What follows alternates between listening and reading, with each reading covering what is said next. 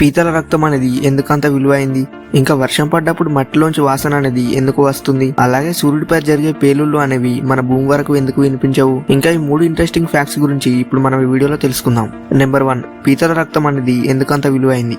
అయితే పీతల రక్తం అనేది అన్ని జంతువుల రక్తంలా కాకుండా చూడ్డానికి బ్లూ కలర్ లో కొంచెం డిఫరెంట్ గా ఉంటుంది.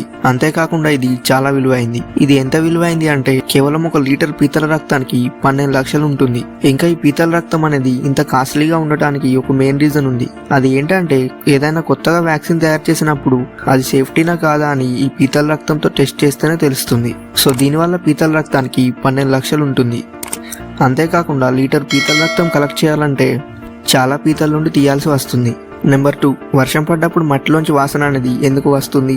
మీరు చాలాసార్లు గమనించే ఉంటారు, వర్షం పడ్డప్పుడు మట్టిలోంచి ఒక రకమైన స్మెల్ అనేది వస్తుంది. అయితే అందరూ ఏమనుకుంటారంటే మట్టి అనేది వర్షం నీళ్ళతో తడవటం వల్ల మట్టిలోంచి ఆ వాసన వస్తుందని, ఇంకా ఆ వాసన మట్టిదే అనుకుంటారు. అయితే వాస్తవానికి వర్షం పడ్డప్పుడు వచ్చే ఈ వాసన అనేది మట్టి వాసన కాదు. ఇది మట్టిలో ఉండే సైనోనియం అనే బ్యాక్టీరియాది.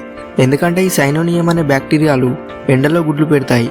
అయితే అవి వర్షం నీళ్ళతో తడిసినప్పుడు వాటిలో ఉండే జియోస్మిన్ అనే పదార్థం ఈ స్మెల్ ని రిలీజ్ చేస్తుంది. అంతేకాని ఇది మట్టిలోంచి వచ్చే స్మెల్ అయితే కాదు.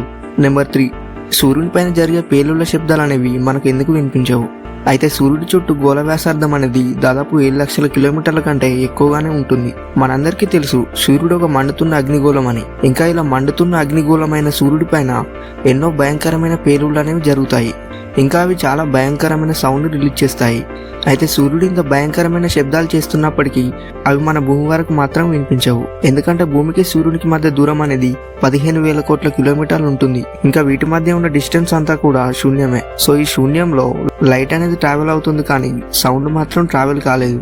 అందుకే మన భూమి మీదకి సూర్యుడి నుంచి సూర్యకిరణాలు వస్తాయి కానీ అదే సూర్యుడి మీద జరిగే బ్లాస్టింగ్ సౌండ్స్ మాత్రం వినిపించవు.